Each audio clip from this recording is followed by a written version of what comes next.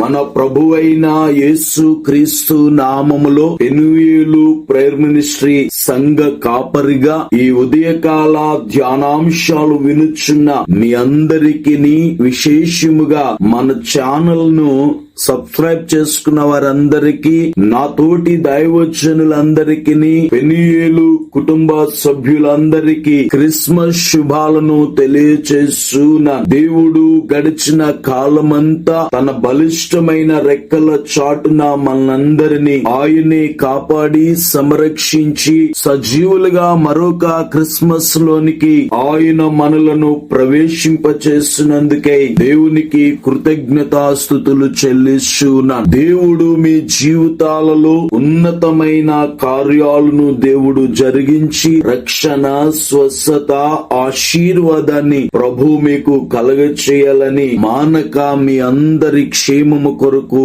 ప్రార్థిస్తున్నాము. మా క్షేమము కొరకు, ఈ పరిచర్యల అభివృద్ధి కొరకు ప్రార్థిస్తున్న వారందరూ కూడా మరొకసారి నా హృదయపూర్వకమైనటువంటి క్రిస్మస్ శుభాలను తెలియజేస్తూ, దేవుడు మీ జీవితాలలో ఈ సంవత్సరము క్రిస్మస్ యొక్క సంతోష సమాధానాలు దేవుడు మీకు అనుగ్రహించినట్లు మనందరము కూడా ఆత్మ సంబంధమైనటువంటి క్రిస్మస్ ను మనము చేసుకున్నట్లు అటు ఆత్మీయతలోనికి దేవుడు మిమ్మల్ని అందరినీ నడిపించాలని, మీ హృదయాలలో క్రీస్తును కలిగి మీరు క్రీస్తును ఆరాధించినప్పుడు మీ జీవితాలలో అద్భుతమైన కార్యాలను దేవుడు జరిగిస్తాడు. ఈ ఉదయకాల ధ్యానాంశం కొరకై దేవుని వాక్యాన్ని చదువుదాం. పరిశుద్ధ గ్రంథములో నుండి లూకాసు సువార్త 2వ అధ్యాయము 10వ వచనాన్ని చదువుదాం. అయితే ఆ దూత భయపడకుడి, ఇదిగో ప్రజలందరికీ కలగబోవు మహా సంతోషకరమైన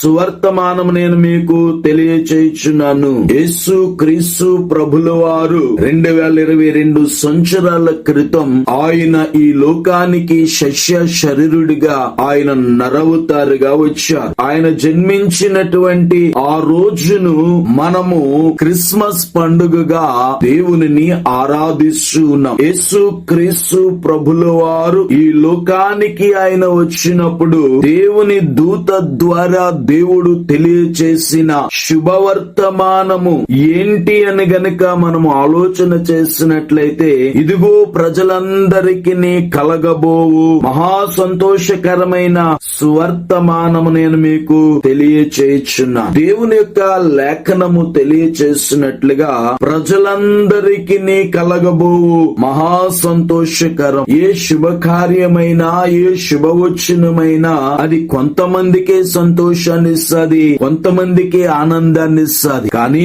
యేసు క్రీస్తు ప్రభుల వారు జననము ప్రజలందరికీ కూడా మహా సంతోషాన్ని కలగచేసింది. ఎందుకు అనంటే, మానవ జీవిత బ్రతుకులు చీకటిలో మగ్గిపోతూ ఉన్నాయి. విచారముతో, వేదనతో, దుఃఖముతో, నిరాశతో ఉన్న వారి యొద్దకు దేవుడు తన దూతను పంపి, భయపడకుడి, ఇదిగో ప్రజలందరికీ కలగబోవు మహా సంతోషకరమైన సువర్తమానం. ఏంటి సువర్తమానం అంటే, దావీదు పట్టణమందు నేడు రక్షకుడు మీ కొరకు పుట్టి ఉన్నాడు. దేవునికి స్తోత్రం. ఆయన మన కొరకు పుట్టారు. యేసు క్రీస్తు ప్రభుల వారు పుట్టుక సర్వ ప్రపంచానికి, ప్రజలందరికీ సంతోషం. ఎందుకు అనంటే, ఆయనే దేవుడు, ఆయనే రక్షకుడు, ఆయనే పోషకుడు, ఆయనే మనకు బోధించే బోధకుడై ఉన్నారు. యేసు క్రీస్తు ప్రభుల వారు ఏ హృదయములైతే ఉంటారో, ఏ వ్యక్తిలో అయితే ఉంటారో వారు సంతోషంగా ఉంటారు. యేసు లేని జీవితం జీవితంలో సంతోషం అనేది ఉండదు. దేవుని యొక్క లేఖనం తెలియజేస్తుంది. యెషయా గ్రంథము 9వ అధ్యాయము 3వ వచనాన్ని చదువుదాం. నీవు లోకమును విస్తరింపజేయుచున్నావు, వారి సంతోషమును వృద్ధిపరుచుచున్నావు. ఈ ఉదయకాలము మానవుడు సంతోషం కొరకు ఎన్నెన్నో చేస్తూ ఉన్నాడు. కానీ మానవుని జీవితములో సంతోషము కలగడం లేదు. సంతోషాన్ని వృద్ధిపరిచేవాడు దేవుడు. దేవుడు ఈ సంవత్సరము మన జీవితాలలో అటు సంతోషాన్ని దేవుడు కలగ చేయగలిగినట్లు మనందరము కూడా దేవునిని కలిగి జీవించటము ద్వారా సంతోషాన్ని పొందుతాం. ఈనాటి ప్రజలు సంతోషము కొరకు అనేకమైనటువంటి చెడు వ్యసనాలకు బానిసలైపోతూ మనుష్యుడు సంతోషాన్ని వెతుక్కుంటూ ఉన్నాడు. డబ్బులు మానవుడు సంతోషాన్ని వేటిలోనూ వెతుక్కుంటూ ఉన్నాడు. కొంతమంది త్రాగడం వల్ల సంతోషం ఉందనుకుంటున్నారు, కొంతమంది సినిమాలకు వెళ్ళడం వల్ల సంతోషం ఉందనుకుంటున్నారు, కొంతమంది డ్రగ్స్ ను వాడడం ద్వారా సంతోషం అనుకుంటున్నారు. ఇలాగూ చెప్పుకుంటూ వెళితే ఎన్నెన్నో చేస్తున్నారు. కానీ చివరికి అవన్నీ వారి జీవితాలలో సంతోషాన్ని కాదు కదా, వారి జీవితాల్లో అది విచారాన్ని కలగచేస్తుంది. వారి జీవితాల్లో సంతోషము లేనటువంటి వేదనకరమైన దుఃఖకరమైన పరిస్థితులకు అవి కారణమైపోతూ ఉన్నాయి. సహోదరి సహోదరుడా, మానవుడు చేయిందంటూ ఏమీ లేదు.